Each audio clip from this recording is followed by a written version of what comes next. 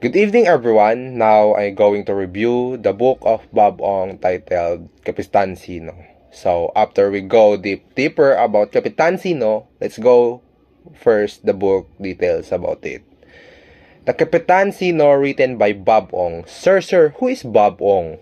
Bob Ong is a pseudonymy of a contemporary Filipino author known for using conversational written technique to create humorous and reflective depiction of Philippine life. Now, I give you the brief summary about the story of Kapitan Sino.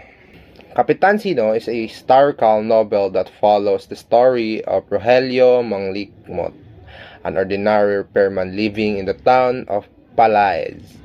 Despite his simple life, he discovers an ordinary ability that allows him to help others.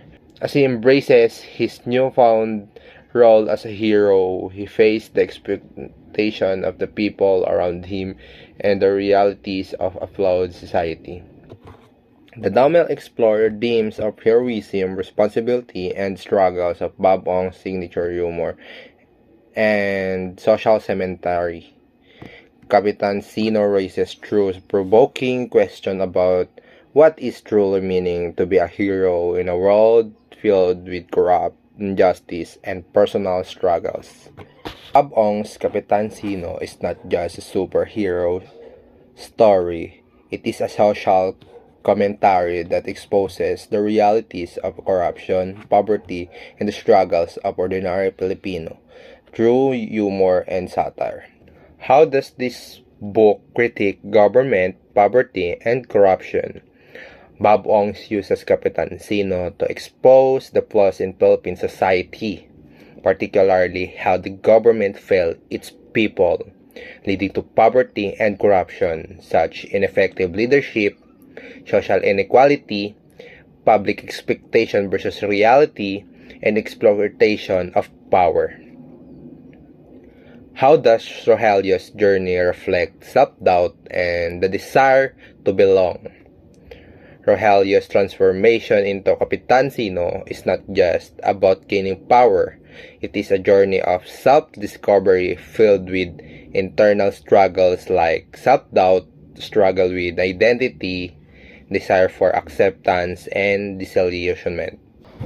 How does this wit make the story both entertaining and thoughtful, provoking into readers? Bob Ong masterfully blends humor, satire, and deep social commentary in Kapitan Sino, making it both entertaining and thoughtful provoking in way, conversation, and witty writing style. Humor with a purpose, symbolic and reliable characteristics, and unexpected twist.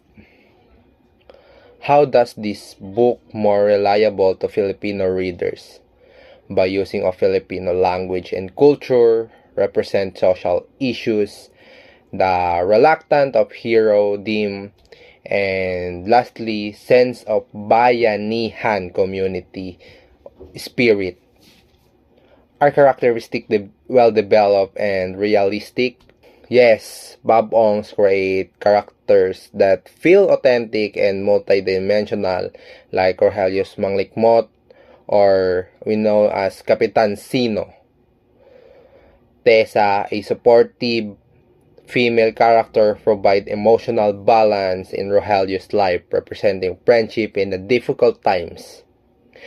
And town people of Pelaez represent the Filipino aspect on society, making the book grounded into reality.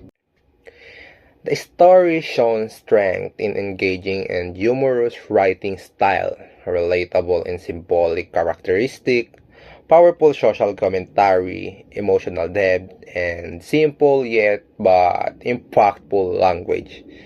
For the weaknesses of the story is that there are predictable or common themes, unanswered question, and emphasis on social issues over plot development. And in the end of the day, Kapitan Sino is more than just a superhero story. It is a reflection of the Philippine society filled with humor, satire, and heartfelt memories. Bob Ong successfully uses his storytelling to entertain while shedding lights on the struggles of the ordinary Filipino.